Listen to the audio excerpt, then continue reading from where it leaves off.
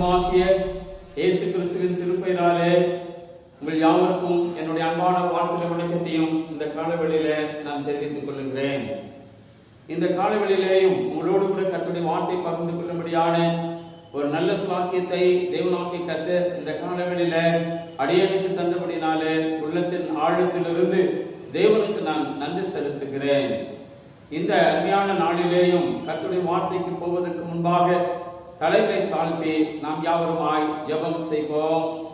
எல்லா துதிகளுக்கும் ஸ்தோத்திரங்களுக்கும் பாத்திரராய் விளங்குகிற இரக்கமுள்ள நல்ல ஆண்டவரே, அருமையான இந்த புதிய நாளின் புதிய மாதத்தின் கால வேளைக்காக நன்றியோடு நாங்கள் உம்மை துதிக்கிறோம், ஸ்தோத்திரிக்கிறோம், மகிமைப்படுத்துகிறோம், வாழ்த்துகிறோம். சுவாமி ஆண்டவராகிய தேவன் கடந்து போனதான 7 மாதங்கள் எங்களை சுகத்தோடு பலத்தோடுமாய் பாதுகாத்து வழிநடத்தி ஆசீர்வதித்து 8வது மாதத்தினுடைய முதல் ஓய்வு நாளை காணும்படியான சாக்கியத்தை கர்த்தர் எங்களுக்கு தந்தீரே, உமக்கு நன்றி செலுத்துகிறோம். சுவாமி இப்பொழுதும் ஆண்டவரே, இந்த முதல் ஆண்டவர் ஓய்வு நாளில உம்முடைய பாதத்திலே காத்திருக்கிற போது தேவனாகிய கர்த்தர் எங்களோடு கூட இடைப்பட்டு உம்முடைய சத்திய வார்த்தைகளை நாங்கள் அறிந்து கொள்ளத்தக்கதாக கர்த்தர் எங்களுக்கு கிருபை செய்தபடி உம்முடைய பாதத்தில் நாங்கள் செபிக்கிறேன். தேவாவியானவர் எங்களோடு கூட நீர் இடைப்பட்டு உம்முடைய சத்தியத்தை அறிந்து கொள்ள நீர் எங்களுக்கு உதவி செய்யும். நீர் எங்களோடு கூட பேசும், ஆசீர்வதியும். இயேசு கிறிஸ்துவின் திருப்பெயரில் வேண்டிக் கொள்கிறோம் நல்ல பிதாவே, ஆமென். கிறிஸ்துவுக்குள் அருமையானவர்களே, இந்த நாளில் செய்திக்கு போவதற்கு முன்பாக திருமறையிலிருந்து ஒரு சில வசனங்களை உங்களுக்காக நான் வாசிக்க ஆசைப்படுகிறேன். வாசிக்க வேண்டியதான அந்த திருமறையின் பகுதி அப்போஸ்தலனாகிய பவுல் கொரிந்து திருச்சபைக்கு எழுதின 2ஆம் நிருபம் 4ஆம் அதிகாரம் 8-9 வசனங்களை உங்களுக்காய் நான் வாசிக்கிறேன். நாங்கள் எப்பக்கத்திலும் நெருக்கப்பட்டும் ஒடுங்கி போகிறதில்லை, கலக்கம் அடைந்தும் மனமுறிவு அடைவதில்லை, துன்பப்படுத்தப்பட்டும் கைவிடப்படுகிறதில்லை, கீழே தள்ளப்பட்டும் மடிந்து போகிறதில்லை. அருமையானவர்களே, இந்த 2 வசனத்தின் மூலமாய் இந்த காலவெளியில உங்களோடு கூட கர்த்தருடைய வார்த்தை பகிர்ந்து கொள்ள நான் ஆசையாக இருக்கிறேன். அருமையானவர்களே, இந்த நாளிலே உங்களோடு கூட நான் எடுத்துக்கொண்டதான ஒரு நல்ல தலைப்பு, இந்த காலகட்டத்தில் அநேகர் இன்றைக்கு இந்த பொல்லாத இந்த வியாதி மத்தியிலே இந்த உலகத்தில் வாழ்ந்து கொண்டிருக்கிற நீங்களும் நானும் நமக்கு இன்றைக்கு எங்கேயும் போக முடியல, வர முடியல, அப்படிப்பட்டதான இந்த சூழ்நிலையின் மத்தியில மன அழுத்தம் உள்ளவர்களாய் அநேகர் இன்றைக்கு காணப்படுகிறதை இன்றைக்கு நானும் நீங்களும் பார்த்து வருகிறோம். ஆக அந்த மன அழுத்தத்தினாலே இன்றைக்கு அநேக மக்கள் துன்பப்படுகிறதையும் அவருடைய வேதனையும் இன்றைக்கு அநேக இடத்துல பகிர்ந்து கொள்ளுகிறதையும் நாம் அறிந்திருக்கிறோம். ஆகவே இந்த நாளில உங்களோடு கூட நான் பகிர்ந்து கொள்ள வேண்டியதான ஒரு நல்ல தலைப்பு தான், மன அழுத்தத்தை மேற்கொள்வது எப்படி, மன அழுத்தத்தை வேதாகமத்தின் மூலமாய் எப்படி நாம் மேற்கொள்ள வேண்டும் என்று சொல்லிதான் இந்த காலையில உங்களோடு கூட நான் பகிர்ந்து கொள்ள நான் ஆசையாக இருக்கிறேன். அன்பானவர்களே, பவுல் அப்போஸ்தலன் இந்த கொரிந்து திருச்சபைக்கு இந்த 2ஆம் நிருபத்தை எழுதுகிற போது அவன் எவ்வளவாய் மனமொழி உள்ளவனாய் காணப்பட்டான் என்பதைத்தான் இந்த 2 வசனங்களிலே நாம் பார்த்தோம். அந்த கடிதத்தை, இந்த 2ஆம் கடிதத்தை கொரிந்து திருச்சபைக்கு எழுதுவதன் நோக்கமே, அவன் அவ்வளவாய் அங்கு உள்ளதான மக்கள் அத்தனை பேரும் அவனை மனமொழி உள்ளவர்களாய் மாற்றி போட்டார்கள். ஆக போலி போதகர்கள் ஏராளமாய் இருந்தார்கள். ஆக அவர்கள் பல விதங்களிலே பவுலை கலக்கமூட்டினால் கொண்டே காணப்பட்டார்களாம். அது மாத்திரமல்ல, பவுல் அந்த கொரிந்து திருச்சபைக்கு வருவேன் என்று சொல்லி இருந்தும் வர முடியாத ஒரு சூழ்நிலை ஏற்பட்டதனுடைய விளைவு அவரது உறுதியற்ற தன்மையை, ஆக அவர் உறுதியற்ற மனமுடையவர் என்று சொல்லி அவரை கலகமூட்டினவர்களாய் அவர்கள் காணப்பட்டார்கள். அது மாத்திரமல்ல, அருமையானவர்களே, அந்த பவுல் அப்போஸ்தலன் அவர் எங்கெல்லாம் திருச்சபைகளை உருவாக்கினார்களோ அந்த திருச்சபைகளிலே கடந்து போய் அநேக நன்மைகளை பெற்று ஏழை எளிய மக்களுக்கு மாத்திரமல்ல தன்னுடைய திருப்பணிக்கும் அவர்களை பயன்படுத்துகிற போது அதை கண்டதான அந்த கலகக்காரர்கள் அத்தனை பேரும், கொரிந்து திருச்சபையில காணப்பட்ட அந்த கலகக்காரர்கள் அத்தனை பேரும் நன்கொடை பெற்றதினாலே இவர் நேர்மையற்றவர் என்று சொல்லி அவரை என்ன செய்தார்கள்? அவர் மனமடைய செய்தார்கள். அது மாத்திரமல்ல, பவுல் ஒரு நல்ல தோற்றத்தை போன்று இல்லையே, அவர் பேசுகிற தாளந்துகளும் இழந்து போயிருக்கிறாரே என்று சொல்லி அவரை என்ன செய்தார்கள்? மன அழுத்தத்தை கொடுத்த ஒரு மக்களாக அந்த கொரிந்து திருச்சபையில காணப்பட்ட அந்த உறுதியற்ற போதகர்கள், போலி போதகர்கள் காணப்பட்டார்கள். அது மாத்திரமல்ல, அப்போஸ்தலர் ஊழியம் செய்வதற்கே இவர் தகுதியற்றவர் என்று சொல்லி அவர் என்ன செய்தார்கள்? மனமுடிவை அவர் என்ன செய்தார்கள்? மனமுடிவு அவர்களை உண்டாக்கினார்கள் என்பதையும் இந்த கொரிந்து திருச்சபைக்கு இந்த இரண்டாம் கடிதத்தை எழுத பவுலுக்கு காரணமாய் அமைந்தது என்பதிலே சந்தேகம் கிடையாது. இந்த 4ஆம் அதிகாரத்தை நீங்கள் வாசித்து பார்க்கலையானால் இத்தனை பிரச்சனைகளுக்கு மத்தியில தான் பவுல் என்ன செய்யறாங்க? அந்த கொரிந்து திருச்சபையின் மக்கள் நீங்கள் பரிசுத்தமாய் வாழ வேண்டும் என்பதையும் அங்கே இந்த 4ஆம் அதிகாரத்தில் கற்றுக் கொடுக்கிறதை நீங்கள் பார்க்க முடியும். அருமையானவர்களே, இந்த காலவெளியில இன்றைக்கு இதே போன்றுதான் மனமுடிவை செய்கிற காரியங்கள் இன்றைக்கு ஏராளமாய் இந்த உலகத்திலே கடந்து வந்திருக்கிறது. அப்படிப்பட்டதான அந்த மன அழுத்தத்தினாலே அநேகர் இன்றைக்கு சோர்ந்து போன ஒரு சூழ்நிலையில காணப்படுகிற போதுதான் பவுல் தன் வாழ்க்கையை அங்கே எடுத்து காட்டி அவர்களை உற்சாகப்படுத்தி அவர்கள் திரும்ப அந்த மன அழுத்தத்திலிருந்து விடுதலை பெற வேண்டும் என்பதற்காக அவர் இந்த நிருபத்தையும் எழுதி கொண்டு கடந்து போகிறார்.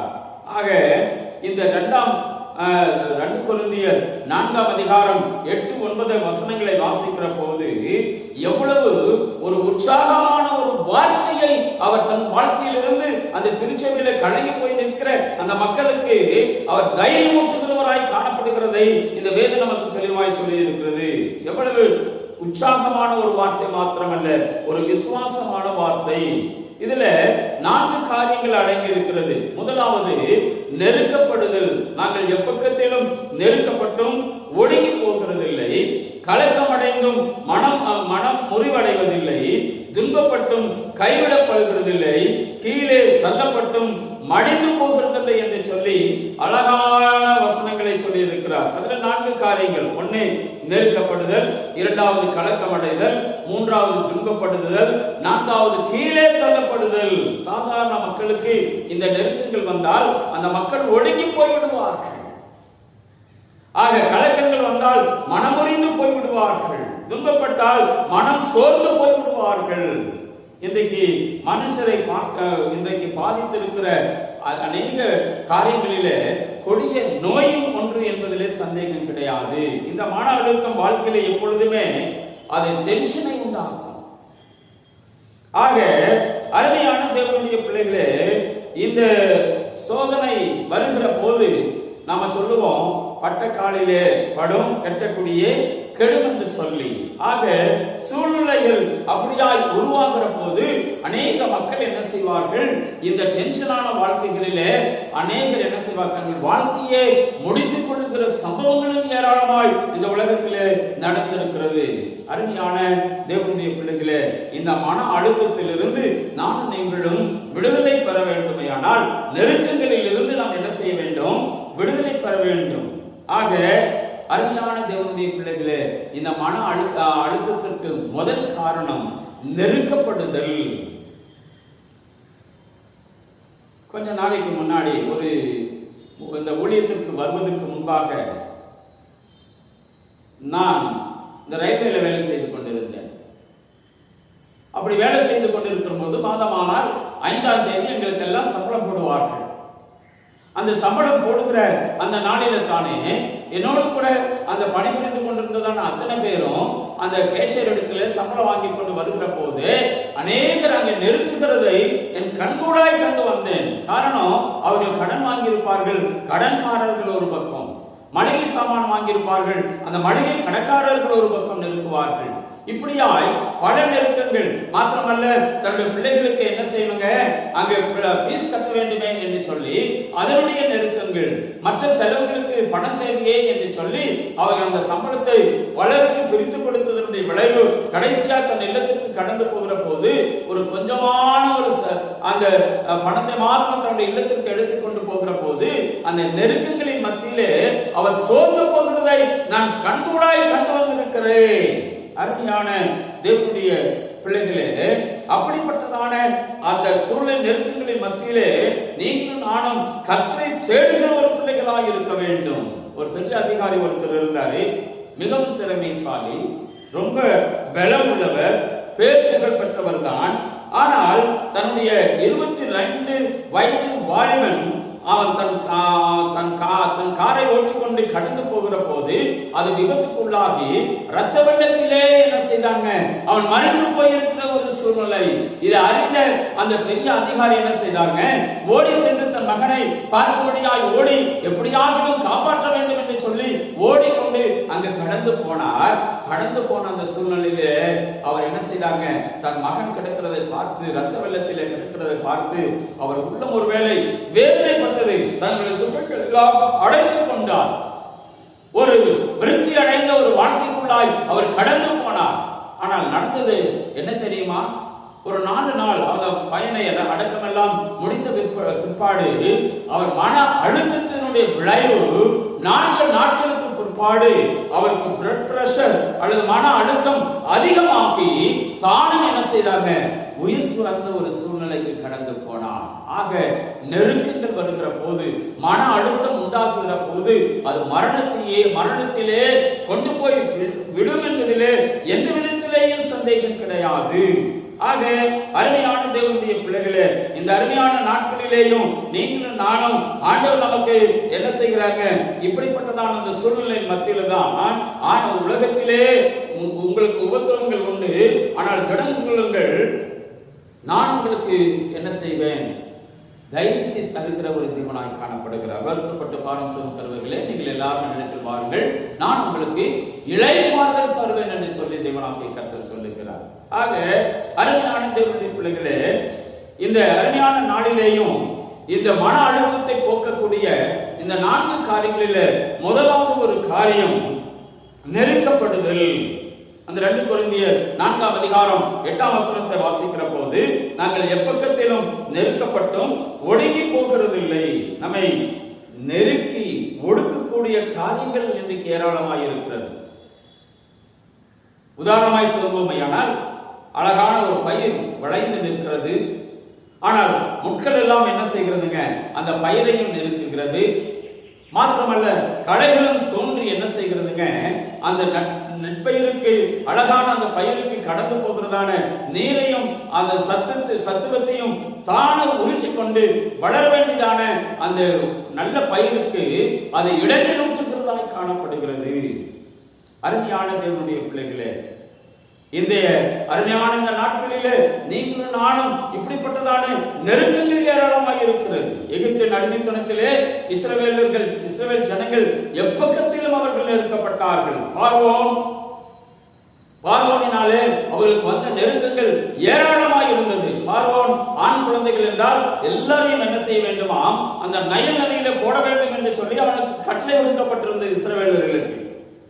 அது மாத்திரமல்ல, பார்வோனும் ஆளோட்டிகளினாலே செங்கல் அறுக்கிற அந்த வேலைகளில் அதிகமாய் செங்கலை அறுக்கும்படியாய் அவளை என்ன செய்தாங்க, கடினப்படுத்தினார்கள். அந்த செங்கலை சுடும்படியாய் வைக்கோலும் அவர்களுக்கு தரவில்லை. இவர்கள் அங்கேயும் இங்கேயும் அந்த செங்கலை சுட வேண்டும் என்று சொல்லி தாளட்டுகளை சேர்க்கும்படியாய் ஜனங்கள் எகிப்து தேசம் எங்கும் சிதறி போனார்கள் என்று சொல்லி யாத்ராகமத்தின் புத்தகம் 5ஆம் அதிகாரம் 12ஆம் வசனத்தில் வாசிக்கிறோம். ஆக அந்த இஸ்ரவேல் ஜனங்கள் எவ்வளவாய் நெருக்கப்பட்ட போதிலேயும் ஆண்டவர் செய்த நல்ல காரியத்தை இங்க யாத்ராகமத்தின் புத்தகம் 1ஆம் அதிகாரம் 12ஆம் வசனம் அழகாய் சொல்லி இருக்கிறது. எவ்வளவாய் அவர்கள் நெருக்கப்பட்டார்களோ அவ்வளவுக்கு அவ்வளவாய் அவர்கள் பழகினார்கள். ஆக கர்த்தர் பார்வோனுடைய பிடிக்கும் எகிப்தினுடைய ஆளோட்டின் கைகளுக்கும் அவர்களை மீட்டுக் கொள்ளும்படியாய் அவருடைய சேனைகளை எல்லாம் சிவந்த சமுத்திரத்திலே தள்ளி போட்டார் என்று சொல்லி வேதம் நமக்கு தெளிவாய் சொல்லி இருக்கிறது. ஆக நெருக்கப்படுகிற போது நீங்களும் நானும் அவரை நோக்கி கூப்பிடுகிற ஒரு மக்களாக நாம் காணப்பட வேண்டும். ஒரு முறை தாவீதின் வாழ்க்கையில பயங்கரமான ஒரு நெருக்கம் வந்தது. அவனுடைய மனைவி பிள்ளைகள் எல்லாம் சிக்கலா என்ற பட்டணத்திற்கு அமலாக்கியாலே சிறை கொண்டு போனார்கள். அவர்களை மாத்திரம், தாவீதுடைய குடும்பத்தை மாத்திரமல்ல, போர் வீரர்களையும் அவருடைய குடும்பங்களையும் அந்த அமலேக்கியர் சிறைவழித்துக் கொண்டு கடந்து போனார்கள். இதனால அந்த போர் வீரர்களும் தாவீதின் மீது கல்லெறியும்படியாய் அவர்கள் கடந்து போனார்கள் என்று சொல்லி 1 சாமுவேல் 30ஆம் அதிகாரம் 6ஆம் வசனத்திலே வாசிக்கிறோம். ஆனால் தாவீதோ அந்த சூழ்நிலையில அதிகமாய் நெருக்கப்படுகிற ஒரு சூழ்நிலை தான். ஆனால் அந்த மன அழுத்தத்தினாலே தாவீது சோர்ந்து போகவே இல்லை. அவன் டென்ஷனாலே மனம் சோகமாய் விடவில்லை. அவன் தேவனாகிய கர்த்தரிடத்திலே தன்னை திடப்படுத்திக் கொண்டு அமலேக்கிற்கு பின்பாய் திரும்ப அவன் என்ன செய்தாங்க, கடந்து சென்று அவர்களை முறியடித்து திரும்பவும் யாவற்றையும் என்ன செய்தாங்க, அவன் கொண்டு வந்தான், திருப்பி கொண்டு வந்தான் என்று சொல்லிதான் வேதம் நமக்கு தெளிவாய் சொல்லி இருக்கிறது. நீதிமொழிகளிலே ஒரு அழகான வாசனம் உண்டு. நீதிமொழிகள் 24:10 வசனத்தை வாசிப்பீர்களானால், ஆபத்து காலத்திலே சோர்ந்து போவையானால் உன் பலன் என்ன செய்கிறதுங்க, குறுகினது என்று சொல்லி. ஆக நெருக்கப்படுகிற போது தாவீதை போல நீங்களும் நானும் தேவனை நோக்கி அபயம் விடுகிற மக்களாய் காணப்பட வேண்டுமா? அப்படி அபயம் விடுகிற போது ஆலயத்திலிருந்து கர்த்தரின் சத்தத்தை கேட்கார் என்று சொல்லி தாவீதை சொல்லுகிறார். நெருக்கப்படுகிற காலங்களிலே அவரே நமக்கு தஞ்சம் என்று சொல்லி சங்கீதங்களின் புத்தகம் 9ஆம் சங்கீதம் 9ஆம் வசனத்திலே வாசிக்கிறோம். அவர் எல்லா நெருக்கத்திலும் நீக்கி என்னை விடுவித்தார், என் கண் என் சத்துருக்களின் சரிக்கட்டுதலை கண்டது என்று சொல்லி 54ஆம் சங்கீதம் 7ஆம் வசனத்திலே வாசிக்கிறோம். ஆக அருமையான தேவனுடைய பிள்ளைகளே, இன்றைக்கு நீங்களும் நானும் பல விதங்களிலே நெருக்கப்படுகிற போது சோர்ந்து போக வேண்டிய அவசியம் இல்லை. கர்த்தரை நோக்கி நீங்கள் பார்க்கிற போது ஆண்டவர் என்ன செய்கிறாராம், அந்த நெருக்கத்திலிருந்து உங்களை விடுதலை ஆக்குகிற தேவன் என்பதிலே சந்தேகம் கிடையாது. இரண்டாவது காரியம், அதே 2 கொரிந்தியர் 4ஆம் அதிகாரம் 8ஆம் வசனம் சொல்லுகிறது, கலக்கம் அடைந்தும் மனம் முறிவடைவதில்லை. சாத்தான் பல விதங்களிலே கலக்கங்களை கொண்டு வருவதற்கு காரணமே சாத்தான் தான். ஜனங்களை முறியடிக்க பண்ண வேண்டும் என்பதே அவனுடைய திட்டம். அப்படி அவருடைய மனமறிய செய்கிற போது அல்லது கலக்கமடைய செய்கிற போது உற்சாகமாய் நம்முடைய வாழ்க்கையிலே ஆண்டவரை தேடுகிற அந்த ஆவி சோர்ந்து போகிறது. கர்த்தரை துதிக்கிற அந்த துதி நம்மை விட்டு எடுபட்டு போகிறது. சில நேரங்களிலே அந்த கலக்கங்கள் வருகிற போது தேவாலயத்துக்கு போகிறதை கூட நாம் நிறுத்தி விடுகிறோம். ஆக மிஞ்சிய பிரச்சனைகளையும் போராட்டங்களையும் கொண்டு வந்து உள்ளத்தை கலக்க செய்கிறவன் இந்த பொல்லாத சாத்தான் என்பதிலே சந்தேகம் இல்லை. அதனுடைய முடிவு என்ன தெரியுங்களா? தற்கொலைக்கு நேராய் அவன் வழிநடத்துகிறவன். ஆக அருமையான தேவனுடைய பிள்ளைகளே, சங்கீதம் 121 முதல் வசனம் சொல்லுது, அப்படிப்பட்டதான அந்த கலக்கங்கள் வருகிற போது, நெருக்கங்கள் வருகிற போது நாம் என்ன செய்ய வேண்டுமா? கர்த்தரை நோக்கி பார்க்க வேண்டும். எனக்கு ஒத்தாசை வரும் பர்வதங்களுக்கு நேராய் என் கண்களை ஏறெடுக்கிறேன் என்று சொல்லி சங்கீதக்காரனாகிய தாவீது சொல்லுகிறார். இஸ்ரவேலுக்கு விரோதமாக கோலியாத் எழும்பி வருகிறார். அவனுக்கு பிற்பாடு பெலிஸ்தீர் கூட்டம், அந்த பெலிஸ்தீர் கூட்டம் அவன் நின்று கொண்டிருக்கிறது. ஆக அந்த இஸ்ரவேலரை நிந்தித்து அவமானப்படுத்தி கலங்க செய்து கொண்டிருந்தான். ஆனால் அந்த யுத்தகளத்திலே தாவீது இஸ்ரவேல் ராஜாவாகிய சவுலை நோக்கி பார்த்து, இவன் நிமித்தம் நம்முடைய இருதயமும் கலங்க வேண்டிய அவசியம் இல்லை, இந்த பெலிஸ்தரோடு கூட நான் யுத்தம் பண்ணுவேன் என்று சொல்லி அந்த எல்லாரும் கலங்கி போயிருக்கிற அந்த சூழ்நிலை மத்தியில தாவீது கலங்க வேண்டிய கலக்கம் இல்லாதபடிக்கு அவன் தைரியத்தோடு கூட அவர்களை சண்டையிடும்படியாய் அவன் கடந்து போகிறான். காரணம், அவனுக்கு தெரியும் அந்த பெலிஸ்தனை கண்டு இவன் கலக்கமடையாததற்கு காரணம் என்ன தெரியுங்களா? அவன் ஆடு வைத்துக் கொண்டிருந்த போது ஒரு முறை ஒரு கரடி வந்தது. ஆக அந்த கரடியை அவன் என்ன செய்தாங்க, தேவனுடைய உதவி கொண்டு தாடைகளையே கிழித்து போட்டவன். ஆக அப்படிப்பட்ட வல்லமுள்ள ஆண்டவர் என்னோடு கூட இருக்கிறார் என்று சொல்லி என்ன செய்தாங்க, பெரிய அந்த தாவீது என்ன செய்கிறாங்க, அந்த கோலியாத்துக்கு எதிராய் அவன் கடந்து போகிற போது ஒரு பெரிய ஈட்டி எடுத்து போகவில்லை, பட்டயத்தை எடுத்து அவனுக்கு நேராய் யுத்தம் செய்யவில்லை. அவன் செய்ததெல்லாம் சாதாரணமான கூழாங்கற்களினாலே அவ்வளோ பெரிய கோபீரனாகிய அந்த பெலிஸ்தியனாகிய அந்த கோலியாத்தை அவன் கொன்றடித்தான் என்று சொல்லி வேதம் நமக்கு தெளிவாய் சொல்லி இருக்கிறது. ஆக அருமையான தேவனுடைய பிள்ளைகளே, இயேசு கிறிஸ்துவினாலே மரித்து போவதை அறிந்த சீஷர்கள் எல்லாம் உள்ளம் அவர்களுக்கு கலங்கி போனது. நிந்தையும் அவமானமும் சிலுவிலே மரிப்பதுதான் சாதாரண காரியம் அல்ல. ஆனால் அந்த நேரத்திலும் கலங்காமலும் தம்முடைய சீஷர்களை தேற்றி உங்கள் இதயம் கலங்காதிருப்பதாக தேவனிடத்திலே விசுவாசமாயிருங்கள் என்று சொல்லி அங்க சொல்லுகிற அந்த தேவனுடைய சத்தத்தை நானும் நீங்களும் பார்க்க முடியும். ஆக வாழ்க்கையில கலக்கங்கள் வந்த போது மனமுறிந்து போகவில்லை. தேவனுடைய பிள்ளைகளே, நீங்கள் எப்பக்கம் கலக்கம் அடைந்தாலும் மனமுறிந்து போவதில்லை என்று சொல்லி தேவன் நம்மை தைரியப்படுத்துகிற ஆண்டவராக இருக்கிறார். மூன்றாவது, துன்பப்படுத்தப்பட்டு கைவிடப்படுகிறதில்லை. 4ஆம் அதிகாரம் 2 கொரிந்தியர் 4ஆம் அதிகாரம் 9ஆம் வசனம் சொல்லுகிறது, சாத்தான் அநேகரை துன்பப்படுத்துகிறவன், கைவிடப்பட்ட நிலைமையை கொண்டு வருகிறவன். அதனாலதான் இன்னைக்கு அந்த மாமியார் மூலமாக துன்பங்கள் வருகிறது, மருமகள் மூலமாக துன்பங்கள் வருகிறது, செய்வினைகள் மந்திரவாதிகள் மூலமாக பல குடும்பத்தில் பகைகள் உண்டாக்குகிறது. ஆக எப்பக்கத்திலும் துன்பங்கள் வந்தாலும் அது சூழ்ந்திருந்தாலும் நாம சோர்ந்து போக வேண்டிய அவசியமே இல்லை.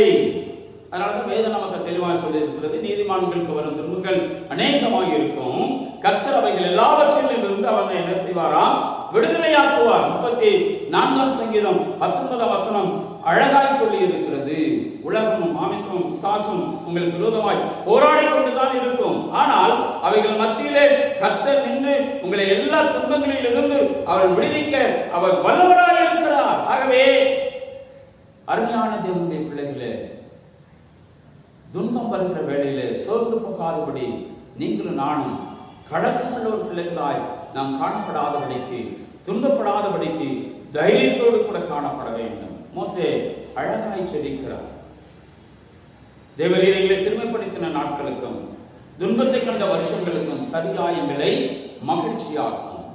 சங்கீதம் 90:15-16ஆம் வசனத்தை வாசித்த போது துன்பத்தை கண்ட வருஷங்கள் என்று சொல்லி குறிப்பிடுகிறார். எகிப்திலே இஸ்ரவேல் ஜனங்கள் கிட்டத்தட்ட 400 வருஷங்கள் அடிமைகளாக இருந்தாராம். வேதனைக்கு மேல் வேதனையை அனுபவித்தவர்கள், துன்பத்திற்கு மேல் துன்பங்களை அனுபவித்தவர்கள். ஆனால் ஆண்டவராகிய தேவன் பாருங்க, அந்த துன்பங்களையும் பாடுகளையும் கலக்கங்களையும் நெருக்கங்களையும் அனுபவித்த அந்த இஸ்ரவேலர்களை ஆண்டவர் பாலும் தேனும் ஓடுகிற கானான் தேசத்திற்காய் அவர் என்ன செய்கிறாங்க, அவர்களை கொண்டு சென்று அவருடைய உள்ளங்கள் மகிழ்ச்சியாய் மாறி இருக்கிறதை வேதாகமத்தில் நானும் நீங்களும் வாசிக்க முடியும். யோசேப்புக்கு வராத துன்பங்களா, எவ்வளவு துக்கங்கள்.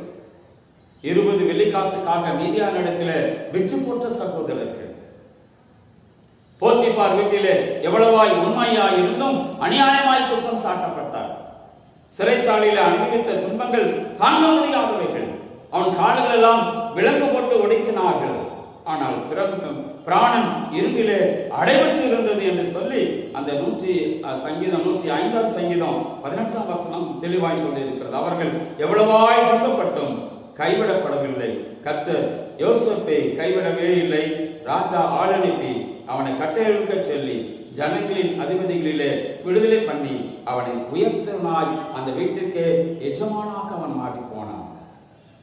அருமையானவர்களே, துன்பங்கள் வருகிற போது நீங்களும் நானும் கலங்கி போகிறோம்.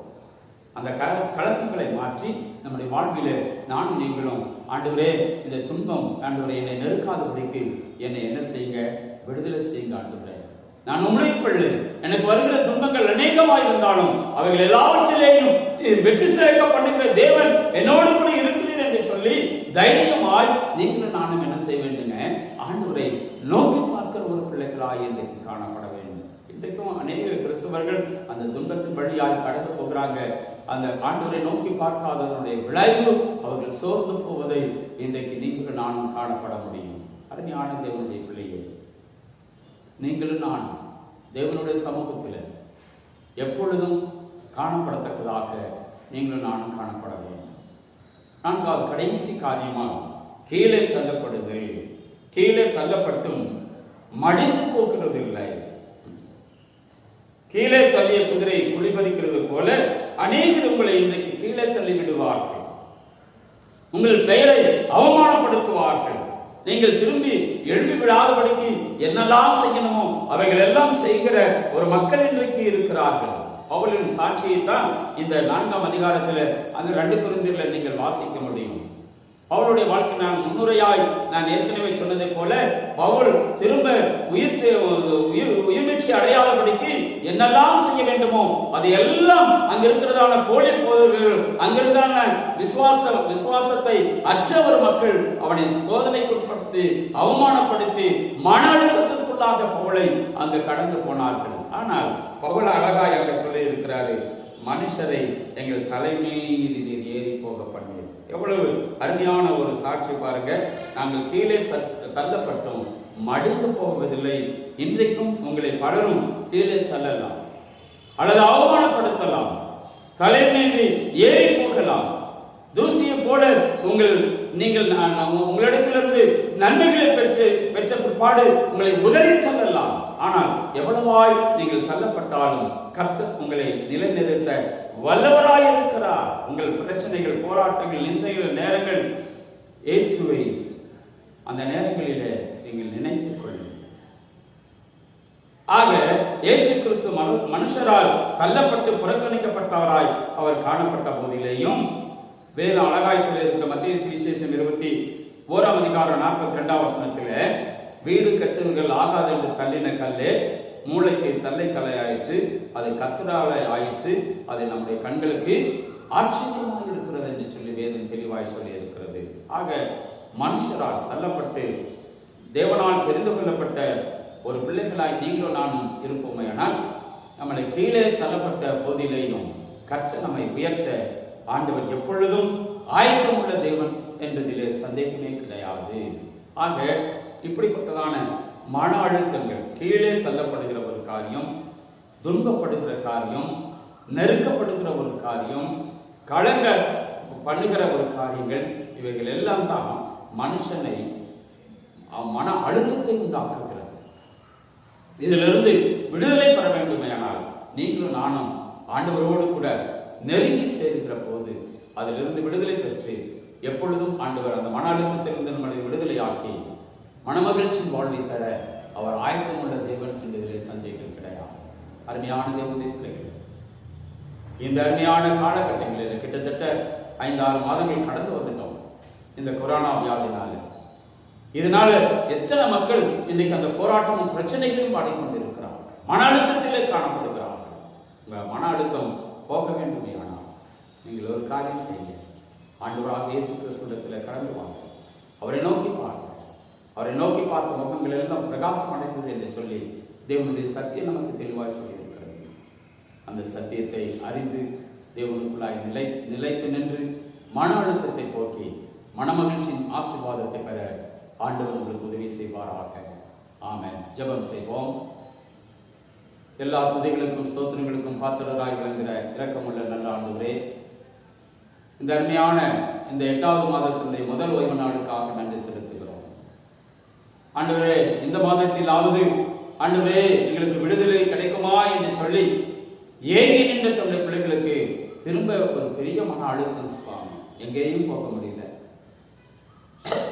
என்னுடைய பிள்ளைகளை பார்க்க முடியல, என்னுடைய உறவினர்களை பார்க்க முடியல, ஆண்டவர் வேலைக்கு போக முடியல, என்னுடைய வருமானங்கள் எல்லாம் இழந்து போய் காணப்படுகிறேன் என்று சொல்லி கலங்கி நிற்கிற ஏராளமான பிள்ளைகள், மன அழுத்தத்தில் என்ன செய்வேன் என்று சொல்லி கலங்கி நிற்கிற பிள்ளைகள் இன்றைக்கு ஏராளம் சுவாமி.